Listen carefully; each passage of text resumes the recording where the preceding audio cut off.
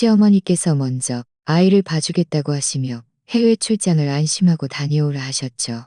저는 여권을 챙기다 말고 집으로 돌아왔고 문을 열었을 때의 광경에 저는 얼어붙어 곧바로 경찰에 신고했습니다. 손에 들린 해외 출장 서류를 확인하는 제 마음은 마치 우리에 갇힌 작은 토끼처럼 불안하면서도 설렜습니다. 설레는 건 이 프로젝트를 반년 넘게 준비해왔고 해외 본사에서 배우고 교류할 기회는 제 커리어 발전에 정말 좋은 기회였기 때문입니다. 불안한 건 우리 아이가 이제 겨우 3살, 한창 엄마 손이 필요한 때인데 제가 보름이나 자리를 비워야 한다는 사실 때문이었죠. 누가 아이를 돌봐줄까요? 남편은 늘 해외 출장 중이라 한 달에 한 번도 집에 오기 힘들어요.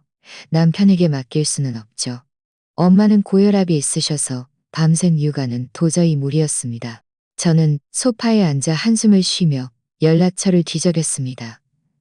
믿을 만한 친척에게 도움을 청할까 했지만 아무리 찾아봐도 마땅한 사람이 없었죠. 똑똑 문 두드리는 소리가 들렸습니다. 택배인가 싶어 문을 열었는데 시어머니께서 서 계셨습니다.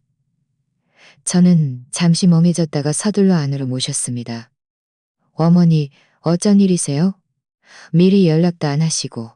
시어머니께서는 장바구니를 들고 거실로 들어오셔서 과일을 차탁 위에 내려놓으신 후 저를 보며 말씀하셨습니다. 동네 박 아줌마한테 네가 해외 출장 간다던데. 저는 고개를 끄덕이며 쓴웃음을 지었습니다. 네, 다음 주 월요일에 가요. 뜻밖에도 시어머니께서 갑자기 입을 여셨습니다. 걱정 마라. 네가 출장 가는 보름 동안은 내가 아이를 봐줄게. 그 순간 제 눈이 휘둥그레졌습니다. 제가 잘못 들었나 싶어 서둘러 다시 여쭤봤습니다. 정말이세요? 아이를 봐주신다고요? 시어머니께서는 소파에 앉아 제가 건넨 물을 한 모금 마시더니 여유롭게 말씀하셨습니다. 그럼 진짜지. 내가 아이 할머니인데 내 손주 돌보는 게 당연하지. 걱정 말고 일 다녀와. 집은 내가 있을 테니 아이는 내가 있을 테니 아이는 내가. 제 마음은 한순간에 놓였고 따뜻한 기운이 밀려와 눈시울이 뜨거워졌습니다. 솔직히 평소 저와 시어머니의 관계는 그리 살가운 편이 아니었습니다. 시어머니께서는 제가 너무 바빠서 아이와 함께하는 시간이 적다고 생각하셨고 가끔은 저를 몇 마디 꾸짖기도 하셨죠. 그래서 저는 당연히 시어머니께서 아이를 봐주려 하지 않으실 거라고 생각했는데 이번에는 직접 나서서 제안해 주신 겁니다. 저는 서둘러 말씀드렸습니다. 어머니, 정말 감사합니다. 힘드시면 언제든 전화 감사합니다. 돈 걱정은 하지 마라. 나도 연금 받으니 괜찮다. 아이가 몇 시에 자는지, 뭘 좋아하는지, 싫어하는지, 평소에 뭘 조심해야 하는지 같은 습관만 나한테 말해줘라. 저는 고개를 끄덕이며 시어머니께 아이의 상태를 자세히 설명하기 시작했습니다. 아이는 매일 밤 8시 반에 잠들고 자기 전에는 꼭 동화를 들어야 해요. 아침 7시쯤 깨고 아침 식사로는 따뜻한 죽과 계란을 좋아해요. 피망을 싫어해서 먹으면 토하고요. 그리고 아이가 좀 어둠을 무서워해서 밤에 잘 때는 작은 수면등을 켜줘야 해요. 시어머니께서는 아주 진지하게 들으시더니 주머니에서 작은 수첩을 꺼내 제가 말한 내용을 하나하나 적으셨습니다. 고개를 숙여 메모하는 시어머니의 모습을 보면서 저는 감동스러우면서도 한편으로는 조금 의아했습니다. 시어머니께서 평소 아이를 아끼기는 하셨지만 이렇게까지 세심하게 챙긴 적은 없으셨거든요. 이렇게 적극적이실까? 하지만 저는 곧 생각을 바꿨습니다. 저는 더 이상 깊이 생각하지 않고 서둘러 시어머니께 아이가 평소 입는 옷과 자주 가지고 노는 장난감들을 찾아드렸고 함께 정리하면서 출장에 대한 기대감과 시어머니에 대한 감사함으로 가득 찼습니다. 시어머니께서 그날 집에 오신 후부터 저는 해외 출장 짐을 싸는 데 바빴습니다. 출장 전날 밤 저는 침실 바닥에 여행 가방을 펼쳐놓고 옷을 개면서 아이에게 말했습니다. 아가, 엄마는 내일 해외 출장 가야 해. 보름 동안 할머니랑 집에서 착하게 지내야 해. 알았지? 아이는 제 다리를 꼭 붙잡고 작은 머리를 비비며 젖먹이 같은 목소리로 말했습니다. 엄마, 가지마. 나도 엄마랑 같이 갈래. 저는 쪼그리고 앉아 아이의 머리를 쓰다듬었습니다. 마음이 찡했습니다. 엄마는 일하러 가는 거야. 엄마는 일하러 가는 거야. 엄마 돌아오면 맛있는 초콜릿이랑 말하는 거야. 엄마 돌아오면 맛있는 초콜릿이랑 말하는 거 민영 사줄게. 응? 아이는 큰 눈을 깜빡이며 한참 생각하더니 고개를 끄덕였습니다. 그럼 엄마, 빨리 돌아와야 해. 그때 시어머니께서 거실에서 걸어오셨습니다. 손에는 작은 봉투를 들고 계셨죠. 여기 아이가 자주 먹는 감기약이랑 해열제 넣어놨다. 용법이랑 용량도 다 적어놨으니 네가 다시 한번 확인해봐라. 빠진 거 없나. 저는 봉투를 받아 열어봤습니다. 약 상자들이 가지런히 정리되어 있었고 옆에는 볼펜으로 각 약의 복용호법이 정성스럽게 적힌 쪽지가 있었습니다. 글씨는 단정하고 깔끔했습니다. 글씨는 단정하고 깔끔했습니다. 제 마음은 또다시 따뜻해졌습니다. 참, 너 내일 비행기 몇 시니? 내가 아침 일찍 와서 아이 가줄 테니 너는 마음 편히 공항에 가거라. 저는 휴대폰으로 비행기 정보를 확인하며 말씀드렸습니다. 오전 9시 비행기예요. 길 막힐까봐 7시에는 출발하려고요. 시어머니께서는 고개를 끄덕이셨습니다. 알겠다. 그럼 내가 6시 반에 올게. 너는 아침에 서둘러 아침 식사 준비하지 말고 내가 빵 같은 거 좀 가져갈 테니 간단하게 먹고 가자. 다음 날 아침 저는 6시도 안 돼서 잠이 깼습니다. 막 부엌으로 들어가려는데 문 두드리는 소리가 들렸습니다. 문을 열어보니 시어머니께서 보온 주머니를 들고 와 계셨습니다. 시어머니께서는 들어오셔서 보온 주머니를 식탁에 놓으시며 말씀하셨습니다. 빨리 와서 아침 먹어라. 빵 아직 따뜻하다. 저는 서둘러 아이를 데리고 왔습니다. 아이는 시어머니를 보자마자 달려가 할머니 하고 불렀습니다. 시어머니께서는 웃으시며 아이를 안아 얼굴에 뽀뽀해 주셨습니다. 내 착한 손주, 배고프니? 우리가 아침 식사를 마치니 벌써 7시였습니다. 저는 여행 가방을 들고 아이에게 말했습니다. 아가, 엄마 이제 가야 해. 엄마한테 잘 가라고 해줘. 아이는 제 손을 붙잡고 놓아주지 않으려 했습니다. 엄마, 잘 가. 빨리 돌아와야 해.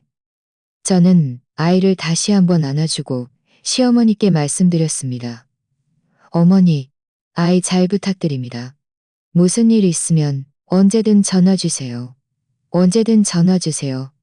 시어머니께서는 아이를 안으시며 말씀하셨습니다.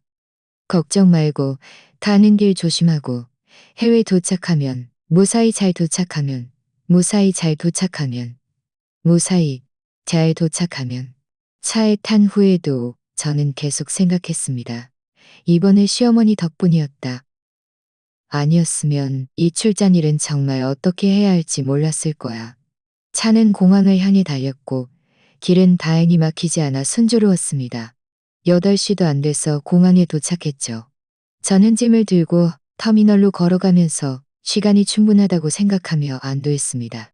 그런데 보안 검색대로 가려는데 손을 가방에 넣는 순간 갑자기 너무나 불안해졌습니다. 제 여권이 없는 겁니다. 저는 서둘러 가방에 있는 물건들을 전부 꺼내 이리저리 뒤졌지만 여권의 흔적은 보이지 않았습니다. 제 마음은 한순간에 혼란스러워졌습니다. 여권을 찾지 못하면 어떻게 해외로 나갈 수 있죠? 저는 자신을 진정시키려 했으며 어제 짐을 쌀 때 여권을 어디에 두었는지 떠올려 봤습니다. 한참을 생각하다가 갑자기 기억났습니다. 어젯밤 서류를 정리할 때 여권을 거실 차탁 위에 두었고 나중에 아이와 이야기하느라 가방에 넣는 것을 잊어버린 겁니다. 저는 제 머리를 한 대 치며 조급하고 후회스러운 마음이다. 택시 안에 앉아 저는 계속 시계를 보며 빨리 집에 도착해서 여권을 찾아 다시 공항으로 가서 비행기를 탈 수 있기를 기도했습니다. 하지만 조급할수록 길은 더 막혔습니다. 차는 달팽이처럼 느릿느릿 움직였고 제 마음속에서는 화가 치밀어 올랐습니다. 택시 안의 에어컨은 아주 시원했지만 제 소원대 좀 더 빨리 가주셨을까요? 제가 비행기를 놓칠 것 같아요. 제 나이는 땀이 송골송골 맺혔습니다. 저는 2분마다 화면의 시간을 확인했습니다. 저는 참지 못하고 기사님께 말씀드렸습니다. 기사님은 백미러로 저를 한번 보시더니 한숨을 쉬며 말씀하셨습니다. 아가씨, 제가 안 가는 게 아니에요. 앞길이 출근 시간이라 차가 너무 많아서 저도 어쩔 수가 없어요. 좀 더 기다려보세요. 여기 사거리만 지나면 좀 빨라질 거예요. 저는 고개를 끄덕일 수밖에 없었습니다.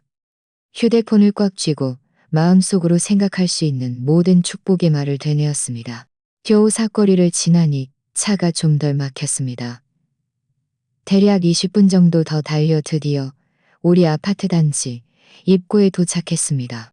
저는 요금을 내고 가방을 든 채 단지 안으로 달려 들어갔습니다. 하이힐 소리가 또각또각 울리며 지나가는 이웃들의 시선을 끌었지만 저는 창피함도 있고 오직 빨리 집에 가서 여권을 찾아 공항으로 달려갈 생각뿐이었습니다. 우리 집은 5층인데 엘리베이터가 없습니다. 엘리베이터가 없습니다. 엘리베이터가 없습니다. 평소에는 몇 분이면 올라갔지만 오늘은 계단이 유난히 길게 느껴졌습니다. 한참을 올라가도 끝이 없었습니다. 한참을 올라가도 끝이 없었습니다. 그래서 귀를 문에 대고 안에서 무슨 일이 일어나는지 자세히 들어보려 했습니다. 그때 듣는 순간 저는 더욱 의아했습니다. 물건 옮기는 소리 외에도 남자 목소리가 들리는 것 같았습니다. 제 마음이 철렁했습니다. 시어머니께서는 평소 외부인을 집에 거의 데려오지 않으시는데 어떻게 남자 목소리가 들릴 수 있지? 혹시 친척이 온 건가? 하지만 저한테는 아무 말도 없으셨는데 저는 망설이다가 일단 문을 열고 상황을 확인하기로 했습니다. 가방에서 열쇠를 꺼내 조심스럽게 자물쇠 구멍에 넣고 돌리려는데 집 안에서 누군가 말하는 소리가 들렸습니다. 빨리 움직여. 꿈을 대지 마. 만약 그 여자가 돌아오면 곤란해진다. 이 목소리는 아주 낯설었고 제가 아는 친척 중 누구도 아니었습니다. 제 손에 들린 열쇠는 멈췄고 제 마음속에는 갑자기 불길한 예감이 솟아올랐습니다. 저는 숨을 죽이고 안의 움직임을 계속 들었습니다. 이어서 시어머니의 목소리가 들렸습니다. 뭘 그렇게 서둘러. 걔는 공항에 갔으니 아무리 빨라도 점심때쯤이나 돌아올 거야. 우리 아직 시간 있어. 저기 보석함 좀 가져와. 안에 있는 거 다 챙겨야 해. 보석함? 그건 엄마가 결혼할 때 해주신 예단 아니던가.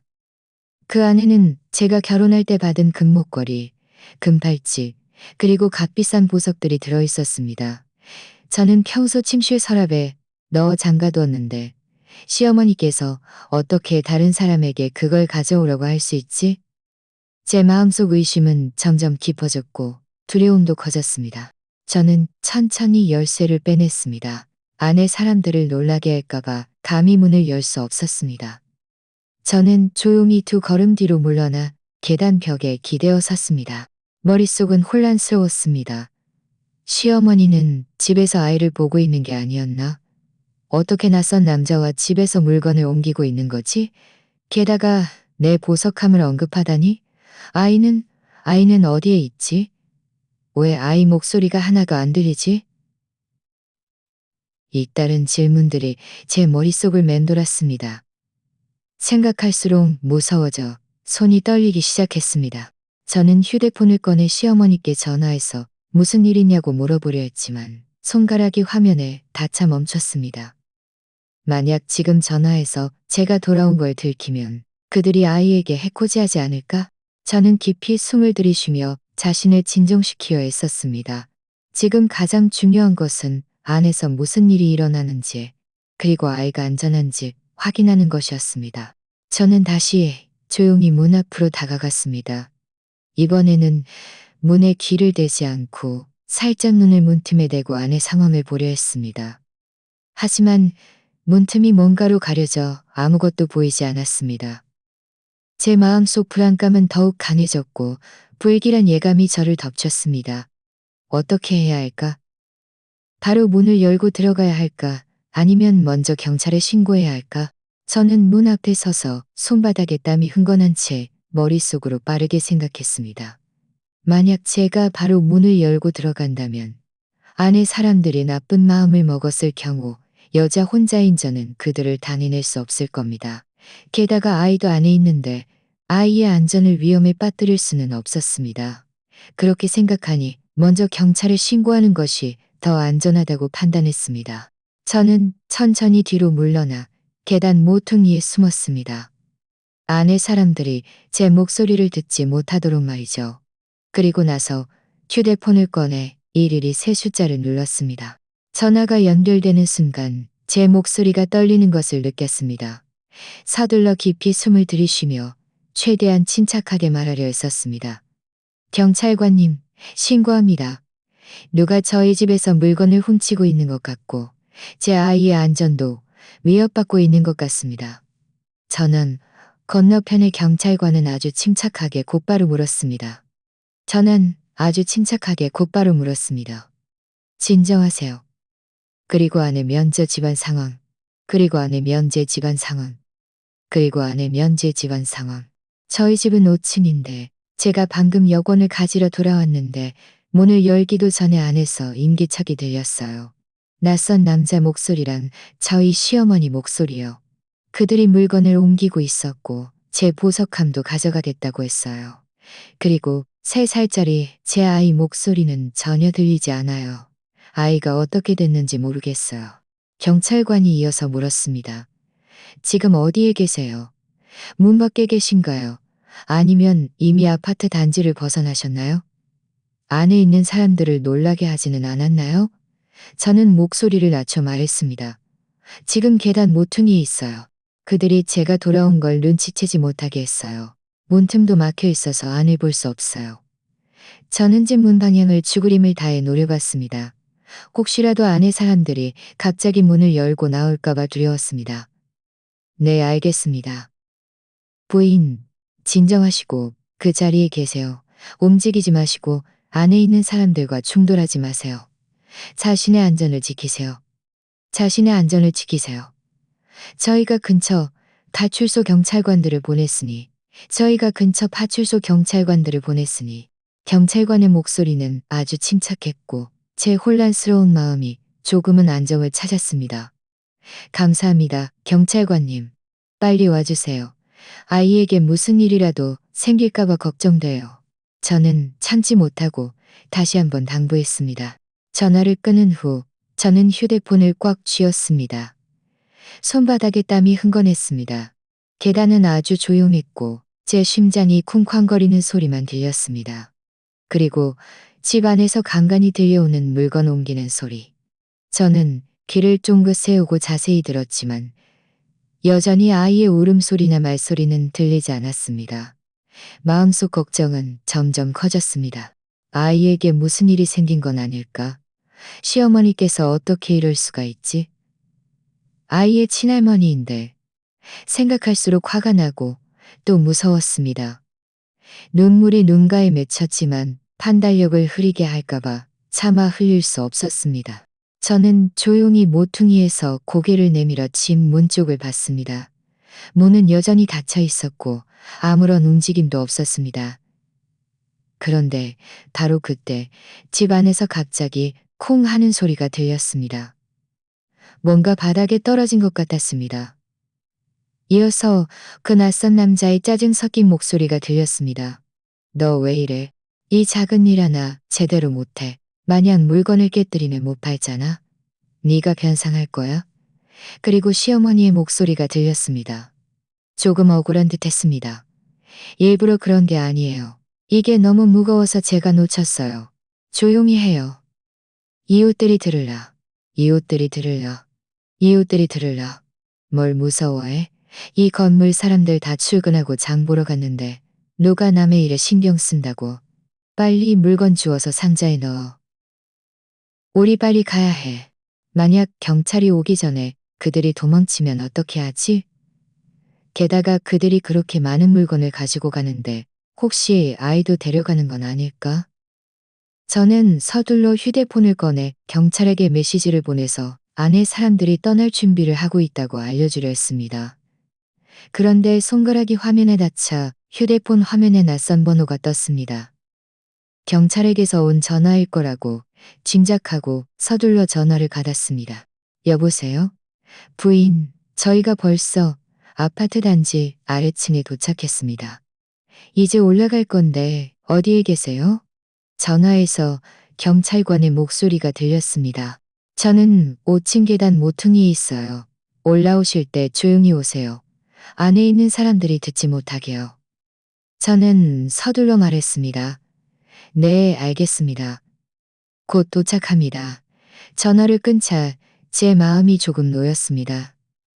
경찰이 기대어 왔구나. 저는 벽에 기대어 섰습니다. 다리가 후들거리는 것 같았습니다. 방금 그 시려부는 마치 한 세기처럼 길게 느껴졌습니다. 곧 계단에서 조용한 발소리가 들렸고 이어서 경찰복을 입은 두 경찰관이 올라왔습니다. 그들은 저를 보고 고개를 끄덕인 후 입술에 손가락을 대며 조용히 하라는 제스처를 취했습니다. 한 경찰관이 집 문 앞으로 가서 귀를 기울여 안의 움직임을 들었습니다. 그리고 저에게 고개를 돌려 작은 목소리로 말했습니다. 안에 분명히 누가 물건을 옮기고 있습니다. 저희가 지금 문을 두드릴 테니 협조해 주세요. 저는 서둘러 고개를 끄덕였습니다. 조급하면서도 기대됐습니다. 경찰이 빨리 문을 열고 안의 상황이 어떤지, 아이는 안전한지 확인해 주길 바랐습니다. 경찰관은 깊이 숨을 들이쉬더니 힘껏 문을 두드리며 큰 소리로 말했습니다. 문 열어. 우리는 경찰이다. 집 안의 움직임이 한순간에 멈췄습니다. 이어서 안에서 당황한 듯한 소리가 들렸습니다. 누가 서둘러 물건을 숨기는 듯했습니다. 몇 초 후 문 안에서 시어머니의 목소리가 들렸습니다. 약간 당황한 듯했습니다. 누구세요? 이렇게 일찍부터 문을 두드리고 그래요? 우리는 경찰이다. 신고를 받고 집안에 이상 상황이 있다고 해서 왔다. 당장 문을 열고 협조해달라. 경찰관이 다시 큰 소리로 말했습니다. 목소리는 아주 엄숙했습니다. 잠시 후에도 문은 열리지 않았고 안에서도 아무런 움직임이 없었습니다. 경찰관들은 서로 눈빛을 교환하더니 저에게 작은 목소리로 말했습니다. 아무래도 문을 열어주지 않을 것 같네요. 강제로 문을 열어야 할 수도 있습니다. 뒤로 좀 물러나세요. 안전에 유의하시고요. 저는 서둘러 몇 걸음 뒤로 물러났습니다. 눈은 집 문을 뚫어져라 쳐다봤습니다. 무서우면서도 조급했습니다. 문이 열리면 어떤 광경이 펼쳐질지 알 수 없었으니까요. 경찰관은 휴대용 장비 가방에서 자물쇠 따는 도구를 꺼내 능숙하고 조심스럽게 조작하기 시작했습니다. 금속이 자물쇠에 부딪히는 소리가 조용한 계단에서 유난히 선명하게 들렸습니다. 저는 숨을 죽이고 눈을 깜빡이지 않은 채 문 손잡이를 노려봤습니다. 심장이 목구멍까지 치솟는 듯했습니다. 대략 1분 정도 지났을까 딸깍하는 가벼운 소리와 함께 문 잠금 장치가 열렸습니다. 경찰관은 단 걸음 뒤로 물러나더니 힘껏 문을 밀어 열었습니다. 저는 경찰관 뒤를 따라 거의 동시에 안으로 뛰어들어갔습니다. 이어서 눈앞에 펼쳐진 광경에 저는 그 자리에서 얼어붙었습니다. 온몸에 피가 멎는 듯했습니다. 거실은 난장판이었습니다. 소파는 한쪽으로 밀려나 있었고 차탑 위 물건들은 바닥에 흩어져 있었습니다. 잠든 건지 아니면 무슨 일이 생긴 건지 알 수 없었습니다. 움직이지 마. 경찰관 2명이 즉시 달려들어 낯선 남자와 시어머니를 붙잡았습니다. 낯선 남자는 저항 하려 애쓰며 소리쳤습니다. 당신들이 뭔데 나를 잡아. 난 아무 잘못도 안 했어. 시어머니는 그 순간 바닥에 주저앉았고 손에 들고 있던 보석함이 갸고 바닥에 주저앉았고 손에 들고 있던 보석함이 탁함이 타고 바닥에 떨어졌습니다. 그 안에 금목걸이와 금팔찌들이 바닥에 흩어졌습니다. 저는 그들을 신경 쓸 겨를도 없이 미친 듯이 아기 울타리 옆으로 달려가 떨리는 손으로 아이의 뺨을 만져봤습니다. 아이의 피부는 아직 따뜻했습니다. 저는 서둘러 아이의 코에 숨을 대봤고 숨결이 느껴지자 조여들었던 마음이 조금은 놓였습니다. 저는 조용히 아가, 일어나. 하고 속삭였습니다. 아이는 천천히 눈을 뜨더니 저를 보고 잠시 멍해졌다가 서럽게 입술을 삐죽이며 울먹였습니다. 아이의 말을 듣자 제 마음은 분노와 아픔으로 가득 찼고 눈물이 왈칵 쏟아져 내렸습니다. 저는 아이를 울타리에서 안아 올려 품에 꼭 껴안았습니다. 아가, 미안해. 목소리가 떨렸습니다. 아가, 미안해. 엄마가 늦었어. 이제 괜찮아. 엄마가 늦었어. 대체 무슨 일이에요? 이제 괜찮아. 엄마 안 무서워. 대체 무슨 일이에요? 이 아이는 당시의 손자인데 어떻게 이럴 수가 있어요. 게다가 낯선 사람과 함께 집 물건을 훔치려 하다니. 한참 후에야 작은 목소리로 말했습니다. 저도 어쩔 수 없었어요. 어쩔 수 없었다고요? 무슨 어쩔 수 없는 상황이 당신을 이렇게 만들어요? 이 아이에게, 우리 가족에게 어떻게 이럴 수 있어요? 저는 계속 다그쳤습니다. 마음속 화는 점점 커졌습니다. 그때 한 경찰관이 수갑을 꺼내 낯선 남자와 시어머니의 손에 채웠습니다. 그리고 다른 경찰관에게 말했습니다. 먼저 이들을 파출소로 데려가세요. 저는 여기서 현장 기록을 좀 하겠습니다. 다른 경찰관은 고개를 끄덕이고 낯선 남자와 시어머니를 데리고 밖으로 나섰습니다. 제 옆을 지나갈 때 시어머니는 갑자기 발걸음을 멈추고 고개를 들어 저를 바라보셨습니다. 눈에는 간절함이 가득했습니다. 지은아, 이번 한 번만 용서해줘. 정말 고의가 아니었어. 그 사람에게 강요당한 거야. 저는 차갑게 그들을 바라보며 아무 말도 하지 않았습니다. 이 지경이 되어서도 변명만 늘어놓다니 제가 어떻게 용서할 수 있겠습니까? 그들은 집 물건을 훔쳤을 뿐만 아니라 아이에게 해를 끼칠 뿐만 아니라 경찰관들이 그들을 데리고 간 후 남아있던 경찰관은 현장 조사를 시작했습니다. 증거 사진을 찍고 저를 소파에 앉혀 진술서를 작성하기 시작했습니다. 부인, 진정하시고 저에게 사건 경위를 말씀해 주세요. 이상한 점을 발견했을 때부터 차이가 오기 전까지 무슨 일이 있었는지요. 경찰관이 부드럽게 말했습니다. 저는 아이를 안고 깊이 숨을 들이쉬며 감정을 진정시키려 했었습니다. 그리고 어제 시어머니께서 먼저 아이를 봐주겠다고 제안하신 때부터 오늘 여권을 가지러 돌아와 이상한 점을 발견하고 신고한 것. 그리고 경찰관들이 문을 열고 본 모든 것을 처음부터 끝까지 경찰관에게 말했습니다. 아이는 제 품에 기댄 채 아마 방금 충격 때문에 다시 잠이 들었을 겁니다. 저는 아이의 등을 살며시 토닥이며 난장판이 된 집을 바라봤습니다. 평소 그렇게 온 아침이다. 마음이 복잡했습니다. 아이를 봐주겠다고 먼저 나선 것은 애초에 속임수였고 제가 없는 동안 집 물건을 훔치려는 목적이었던 겁니다. 경찰관은 제 말을 들으면서 진지하게 기록했습니다. 가끔씩 세부적인 질문을 하기도 했습니다.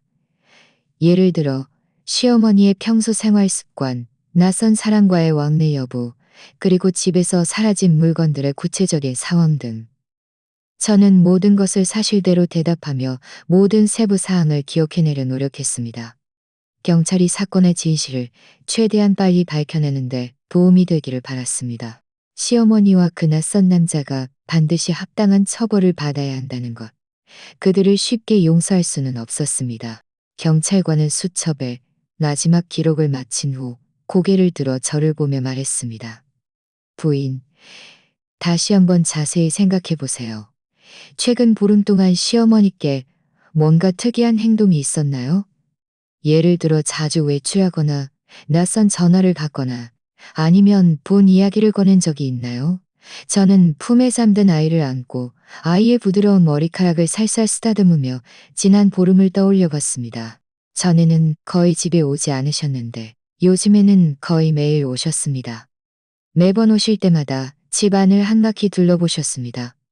한 번은 이 보석이 얼마냐고 물으셨고 또 한 번은 집안 예금은 어디에 두었냐고 물으셨습니다. 그때는 제가 집안 상황을 걱정해서 물어보는 거라고 생각했는데 지금 생각해보니 그때부터 이미 정찰하고 있었던 겁니다.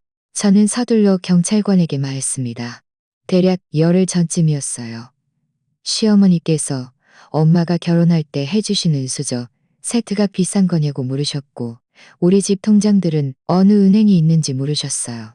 그때는 제가 별 생각 없이 엄마가 물려주신 거라 가격은 잘 모른다고 했고 통장 이야기는 구체적으로 말하지 않았어요. 지금 생각해보니 그때부터 이미 꼼꼼이가 있었던 거예요. 경찰관은 고개를 끄덕이며 제가 말한 상황을 추가로 기록했습니다. 또 다른 건 없나요? 예를 들어 누구에게 돈을 빚졌다는 식의 말을 한 적은 없나요? 빚? 저는 갑자기 지난주 토요일 밤 제가 설거지를 할 때 시어머니께서 베란다에서 전화 통화를 하는 소리를 들었던 것이 생각났습니다. 목소리를 아주 낮춰서 통화하고 있었고 희미하게 며칠 안에 꼭 돈을 구할 수 있을 거야. 같은 말을 들었습니다. 그때 제가 누구랑 통화하냐고 물으니 고향 친척에게 무슨 일이 생겨 돈을 빌려줘야 한다고 말씀하셨죠. 제가 혹시 어려운 일 있으면 저한테 말하라고 권했지만 시어머니께서는 서둘러 화제를 돌리셨습니다. 저는 급히 말했습니다. 지난주 토요일 밤에 시어머니께서 베란다에서 통화를 하셨는데 누구에게 돈을 하셨는데 경찰관은 제가 말한 모든 물건을 자세히 기록하고 저에게 총 가치를 어림잡아 계산해보라고 했습니다. 저는 대략 계산해보니 보석과 전자제품만 해도 수백만 원이 넘었습니다. 현금과 은수저 세트를 합치면 총 6천만 원이 넘는 금액이었습니다. 제가 집계하는 것을 마치자 경찰관은 저에게 다시 말했습니다. 이 물건들은 저희가 최대한 회수하도록 노력하겠습니다. 나중에 필요하다면 추가 조사를 위해 다시 연락드릴 수도 있습니다. 지금 부인과 아이는 집에서 안전한가요? 혹시 가족에게 연락해서 함께 있어달라고 할까요? 그제야 저는 아직 남편에게 이 일을 말하지 않았다는 것을 깨달았습니다. 서둘러 휴대폰을 꺼내 남편 번호를 찾아 전화를 걸었습니다. 전화가 몇 번 울린 후에야 남편의 목소리가 들렸습니다. 피곤한 기색이 역력했습니다. 여보, 왜 이 시간에 전화했어? 나 방금 일 끝내고 좀 쉬려고 했는데. 무슨 일아? 남편은 일 끝내고 좀 쉬려고 했는데. 남편의 목소리를 듣자 제가 그동안 억눌렀던 감정이 한순간에 무너져 내렸습니다. 저는 괜찮아요. 아이도 괜찮고요. 그냥 시어머니께서 저는 흐느끼며 시어머니께서 낯선 남자와 함께 진 물건을 훔치다 경찰에 잡혀간 일을 처음부터 끝까지 말했습니다. 전화 건너편은 몇 초간 침묵하더니 이어서 남편의 믿을 수 없다는 목소리가 들렸습니다. 오라고. 엄마가 어떻게 그런 일을 해. 무슨 오해가 있는 거 아니야. 오해 아니야. 경찰관들도 와서 그들을 모두 잡았어요. 남편의 목소리도 격앙되기 시작했습니다. 어떻게 이럴 수가 있어? 나 지금 바로 비행기표 끊어서 돌아갈게. 당신은 집에서 아이 잘 보고 있어. 무서워하지 마. 내가 돌아가서 처리할게. 전화를 끊은 후 저는 눈물을 닦고 경찰관에게 말했습니다. 남편이 이미 알았어요. 바로 비행기표 끊어서 돌아온대요. 경찰관은 고개를 끄덕였습니다. 네, 알겠습니다. 진술서는 제가 다 작성했습니다. 보시고 문제 없으시면 여기에 서명해 주세요. 저는 진술서를 받아 자세히 읽어봤습니다. 제가 말한 내용과 일치하는 것을 확인한 후 서명했습니다. 경찰관은 진술서를 회수하고 저에게 몇 마디 안전, 유의사항을 당부한 후에야 물건을 들고 떠났습니다. 경찰관이 간 후 집안은 한순간에 조용해졌습니다. 저와 품에 잠든 아이만 남았습니다. 저는 난장판이 된 집을 바라봤습니다. 마음이 분하고 차가웠습니다. 평소 그렇게 자애로워 보이던 시어머니께서 이런 일을 저지를 줄은 꿈에도 생각하지 못했습니다. 집 물건을 훔쳤을 뿐만 아니라 아이에게 해를 끼칠 뻔했습니다. 저는 아이를 안고 소파에 앉았습니다. 마음이 혼란스러웠고 앞으로 어떻게 해야 할지 알 수 없었습니다. 남편이 돌아온 후 이 일을 어떻게 처리할까요? 시어머니가 자신의 엄마라는 이유로 저에게 용서하라고 설득하지 않을까요? 이런 생각들을 하니 머리가 아팠습니다. 저는 아이를 안고 소파에 한참을 앉아 있었습니다. 아이가 몸을 뒤척이며 엄마하고 옹알거릴 때까지요. 아이의 잠든 얼굴을 보니 제 마음속 억울함과 분노가 다시 밀려왔습니다. 참지 못하고 눈물이 아이의 이마에 떨어졌습니다. 대략 오후 2시쯤 문 잠금 장치 돌아가는 소리가 들렸습니다. 저는 서둘러 눈물을 닦고 문 쪽을 바라봤습니다. 남편이 여행 가방을 들고 먼지투성이 모습으로 들어왔습니다. 얼굴에는 초조함이 가득했습니다. 남편은 저와 아이, 그리고 난장판이 된 집을 보더니 발걸음을 멈췄다가 빠르게 다가왔습니다. 여보, 아이는 어때? 많이 놀라진 않았어. 남편은 아이를 아침에 울타리에 갇혀 있다가 자느려다가 아이가 깰까봐 조심스럽게 움직였습니다. 저는 고개를 저으며 아직 목이 잠긴 목소리로 집니다. 집 안 곳곳에 흩어진 물건들을 보며 눈썹을 찌푸렸습니다. 우리 엄마가 어떻게 이런 일을 해. 내가 전화했는데도 안 받아. 경찰 쪽에서는 뭐라고 해? 경찰관들이 오전에 시어머니와 그 남자를 잡아갔어요. 후속 조사를 할 거라고 소식 기다리려고 했어요. 그런데 알고 보니 애초에 계획이라고 했어요. 그런데 알고 보니 애초에 계획했던 일 등을 남편에게, 다시 어머니가 미리 정찰했던 일 등을 남편에게, 저는 전에는 시어머니가 미리 정찰했던 일 등을 남편에게, 저는 전에게 다시 한번 말했습니다. 제가 없는 틈을 타 집안의 값비싼 물건들을 다 훔쳐가려고 했던 거죠. 남편은 침묵했습니다. 두 손으로 머리카락을 힘껏 움켜쥐었습니다. 아주 고통스러워 보였습니다. 우리 엄마가 평소에 절약은 해도 물건을 훔칠 정도는 아니었는데, 정말 무슨 어려운 사정이 있었던 거 아니었는데.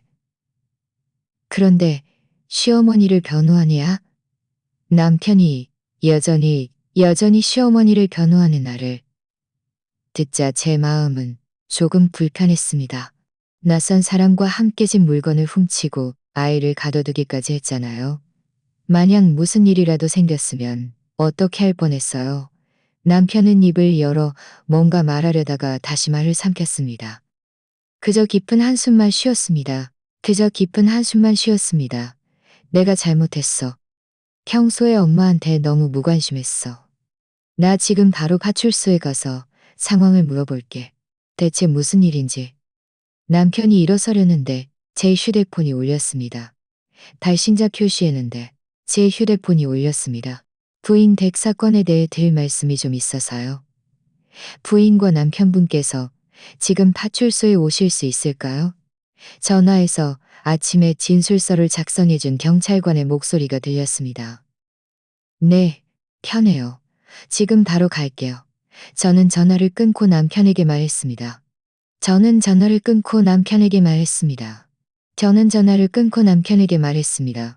경찰관이 파출소로 오래요. 드릴 말씀이 있다고. 남편은 고개를 끄덕였습니다. 그리고 우리는 아이를 옆집 최 아줌마에게 맡겼습니다. 파출소에 도착하니 아침에 그 경찰관이 이미 문 앞에서 우리를 기다리고 있었습니다. 경찰관은 우리를 접견실로 안내한 후 파일처를 꺼냈습니다. 그 안에는 몇 장의 서류가 들어있었습니다. 앉으세요. 지금부터 사건 진행 상황을 말씀드리겠습니다. 경찰관은 앉아서 파일처를 열었습니다. 그는 무직의 떠돌이 생활을 하며 과거에 절도죄로 신문했습니다. 집안에 값비싼 물건이 있으니 옮기는 것을 도와달라고 했고, 나중에 500만 원을 주기로 했다고요. 저와 남편은 둘 다 멍해졌습니다. 시어머니가 먼저 그 남자에게 연락했을 줄은 몰랐습니다. 그럼 우리 엄마는 왜 그런 짓을 한 거예요? 혹시 빚이 있었던 거예요? 남편이 급히 물었습니다. 경찰관은 고개를 끄덕였습니다. 맞습니다. 저희가 조사해보니 김복순 씨가 외부에서 상당한 도박빚을 씨가 외부에서 상당한 도박빚을 씨가 전에도 여러 사람에게 돈을 빌렸고 최근에는 채권자들이 심하게 독촉하자 어쩔 수 없이 집 물건을 훔쳐서 빚을 갚으려 한 겁니다. 도박빚이요. 남편은 눈을 크게 뜨고 믿을 수 없다는 듯 말했습니다. 우리 엄마가 언제부터 도박을 시작한 거예요? 저는 전혀 몰랐는데. 저는 전혀 몰랐는데. 김복순 씨의 진술에 따르면 김복순 씨는 대략 반년 전부터 도박장에 가서 화투를 치기 시작했다고 합니다. 그는 당신들이 알게 될까봐 계속 숨기다가 채권자들이 손주를 찾아가 괴롭히겠다고 하자 당황해서 집 물건을 훔칠 생각을 한 겁니다. 손주를 찾아가 괴롭히겠다니. 제 마음이 철렁했습니다. 제 마음이 철렁했습니다. 다행히 제가 그때 여권을 깜빡하고 돌아왔지. 아니었으면 아이에게 정말 무슨 일이 생길 수도 있었겠구나. 그럼 우리 집에서 훔쳐간 물건들은요? 되찾을 수 있을까요? 제가 물었습니다. 저희가 이태호 씨의 셋방에서 대부분의 물건을 찾았습니다. 부인의 보석, 노트북, 카메라 같은 것들이요. 그리고 말씀하신 은수저 세트도 다 있습니다. 하지만 현금 일부는 이태호 씨가 이미 썼다고 합니다. 저희가 최대한 추적해서 회수하도록 노력하겠습니다. 경찰관은 말하면서 우리에게 한 장의 목록을 건넸습니다. 이것들이 부인들이 잃어버린 물건들이 맞는지 확인해 보세요. 문제 없으면 사건 종결로 돌려받으실 수 있습니다. 저는 목록을 받아 자세히 읽어봤습니다. 0만 원 현금을 제외하고는 다른 물건들은 다 있었습니다. 그럼 우리 엄마는 어떻게 되는 건가요? 남편의 목소리는 약간 가라앉았습니다. 시어머니를 여전히 많이 걱정하는 듯했습니다. 김복순 씨의 행동은 이미 절도죄에 해당하며 관련 금액이 6천만 원을 초과하여 거액에 해당합니다. 법률 규정에 따르면 3년 이상 10년 이하의 징역형에 처해질 수 있습니다. 하지만 초범이고 대부분의 물건이 회수되었으므로 만약 당신들이 선처탄원서를 제출한다면 단연서를 제출한다면 처벌이 경감될까? 어쨌든 내 엄마이거니 처벌이 경감됐습니다. 만약 정감이었습니다. 남편은 저를 바라봤습니다. 남편은 저를 바라봤습니다. 눈에는 간절을 바라봤습니다. 한편으로는 시어머니가 저지른 일이 너무나 화가 나고 두려웠습니다.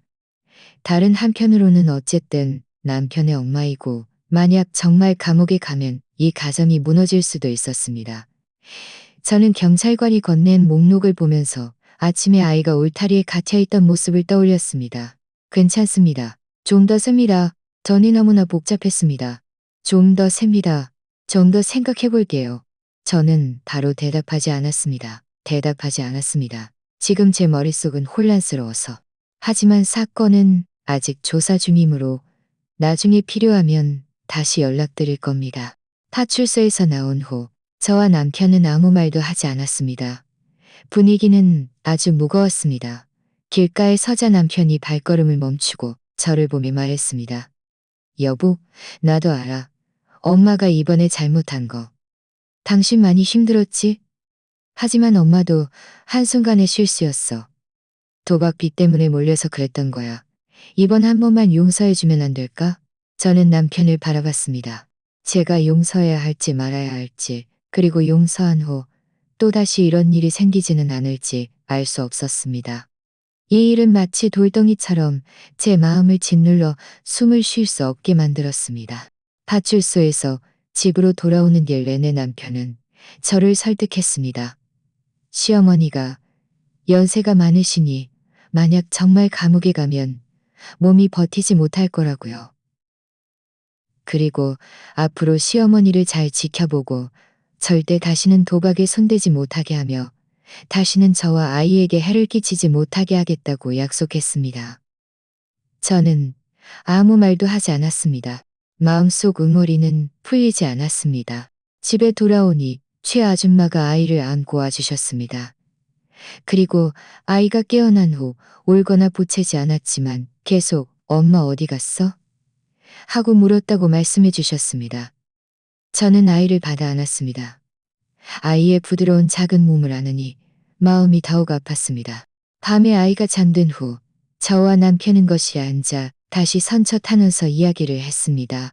여보, 나를 봐서라도, 아이를 봐서라도 이번 한 번만 엄마를 용서해주면 안 될까? 남편은 제 손을 잡고 간절한 목소리로 말했습니다. 내가 약속할게. 앞으로 매달 엄마를 지켜보고 도박장에 못 가게 할게. 집안 돈도 다 당신이 관리하고 절대 다시는 엄마가 집안 귀중품에 손댈 기회를 주지 않을게. 저는 남편의 초조하면서도 기대에 찬 눈빛을 바라봤습니다. 마음이 흔들렸습니다. 어쨌든 한 가족인데 만약 시어머니를 정말 감옥에 보낸다면 나중에 아이가 할머니가 어디 갔냐고 물을 때 제가 어떻게 대답해야 할지 알 수 없었습니다. 그런데 제가 고개를 끄덕이려던 순간 휴대폰으로 갑자기 문자 메시지가 왔습니다. 은행에서 보낸 사용 내역 알림이었습니다. 제 명의 신용카드가 오늘 오후에 8억만 원이 결제되었고 결제 장소는 금은방이었습니다. 저는 멍해졌습니다. 이 신용카드는 제가 서랍에 넣어두고 거의 사용하지 않던 카드인데 어떻게 갑자기 결제 내역이 있을 수 있지? 저는 서둘러 휴대폰 뱅킹 앱을 열어 이 카드의 사용 내역을 확인했습니다. 오늘 오후에 8억만 여러 건을, 그리에도 지난 보름 동안 여러 건의 큰 금액 결제가 있었고 합쳐서 총 그만 여러 건의 큰 금액 결제가 있었고 저는 휴대폰을 든 채 손이 떨렸습니다. 고개를 돌려 남편을 봤습니다. 과가, 이 신용카드 내가 계속 서랍에 넣어뒀는데 어떻게 이렇게 많은 결제 내역이 있을 수 있어? 지난 보름 동안은 은행에서 잘못 보낸 문자 메시지인 줄 알았는데 지금 보니 애초에 시어머니가 내 카드 훔쳐서 쓴 거였어. 남편은 다가와 휴대폰 화면을 한 번 보더니 얼굴색이 순식간에 변했습니다. 어떻게 이럴 수가 있어? 엄마가 어떻게 감히 당신 신용카드를 훔쳐서 써? 시어머니는 빚수천만 원을 졌을 뿐만 아니라 제 신용카드를 훔쳐서 300만 원 넘게 썼습니다. 시어머니는 애초에 한순간의 실수가 아니었습니다. 저를 현금인 줄기로 이 가정을 자신의 빚을 갚는 도구로 생각했던 겁니다. 저는 일어나 침실로 가서 서랍을 열었습니다. 신용카드와 제가 현금을 넣어두었던 봉투를 찾아냈습니다. 과연 봉투 안에 원래 있던 500만 원 현금도 사라졌습니다. 저는 신용카드와 봉투를 들고 남편 앞에 섰습니다. 과연 현금도 없어졌어요. 시어머니는 분명히 전부터 집안 돈을 노리고 있었던 거예요. 이번에 먼저 아이를 봐주겠다고 한 것도 물건을 훔치고 신용카드를 쓰기 편하려고 했던 거죠. 남편은 신용카드와 텅 빈 봉투를 보며 얼굴이 피키 없이 변했습니다. 아무 말도 할 수 없었습니다. 한참 후에야 힘껏 소파를 내리치며 이를 악물고 말했습니다. 이건 정말 너무 실망스럽네요. 이건 정말 너무 실망스럽네요. 엄마는 우리를 속였을 뿐만 아니라 우리의 신뢰를 쓰레기처럼 버렸어요. 이런 선처탄원서는 저 혼자 용서할 수 없다고 생각한 것이 아니었구나. 다음 날 아침 일찍 저는 파출소에 전화해서 시어머니가 제 신용카드를 훔쳐 쓴 일을 알렸습니다. 은행 사용 내역과 문자 메시지 캡처 화면도 경찰에게 보냈습니다. 경찰은 이것이 중요한 증거로 사건 조사에 포함될 것이라고 말했습니다. 대략 일주일 후 경찰에게서 전화가 왔습니다. 사건 조사가 완료되었다고요. 시어머니는 절도죄뿐만 아니라 신용카드 사기 혐의도 받고 있었습니다. 게다가 이전의 도박빚과 신용카드 훔쳐 쓴 돈을 합치면 관련 금액이 이미 2억 원을 초과했습니다. 상황이 비교적 심각해서 우리가 선처탄원서를 제출하지 않아도 법에 따라 처리될 것이라고 했습니다. 나중에 법원에서 재판이 열렸을 때 우리도 갔습니다. 법정에서 시어머니는 울면서 우리에게 사과했습니다. 잘못을 알았고 앞으로는 절대 다시는 그러지 않겠다고요. 그리고 신용카드를 훔쳐 쓴 것도 채권자들이 너무 심하게 독촉해서 어쩔 수 없었다고 말했습니다. 저는 얼굴에 주름진 채 울고 있는 시어머니의 모습을 바라봤습니다. 동정심은 들지 않았고 오직 차가운 마음뿐이었습니다. 결국 법원은 시어머니에게 징역 5년과 벌금 5천만 원을 선고했습니다. 이태호는 상습범이라 징역 7년과 벌금 3천만 원을 선고받았습니다. 우리가 잃어버렸던 물건들은 이태호가 써버린 현금 200만 원을 제외하고는 모두 되찾았습니다. 신용카드가 도용된 돈은 은행에서 제 책임을 면제해 주었습니다. 사건이 끝난 후 남편은 저에게 사과했습니다. 전에는 계속 시어머니를 변호하고 저에게 그렇게 많은 억울함을 안겨줘서 미안하다고 했습니다. 저는 고개를 저으며 말했습니다. 다 지나간 일이에요. 중요한 건 앞으로 우리 가족이 잘 지내는 거예요. 다시는 이런 골치 아픈 일에 휘말리지 않고요. 지금 저는 집 문 잠금 장치를 바꿨고 서랍도 모두 잠가두었습니다. 집안 돈도 제가 전부 관리하고 있습니다. 남편도 말한 대로 매달 시어머니를 보러 가지만 매번 저와 함께 가고 감옥에 돈을 남겨두지 않습니다.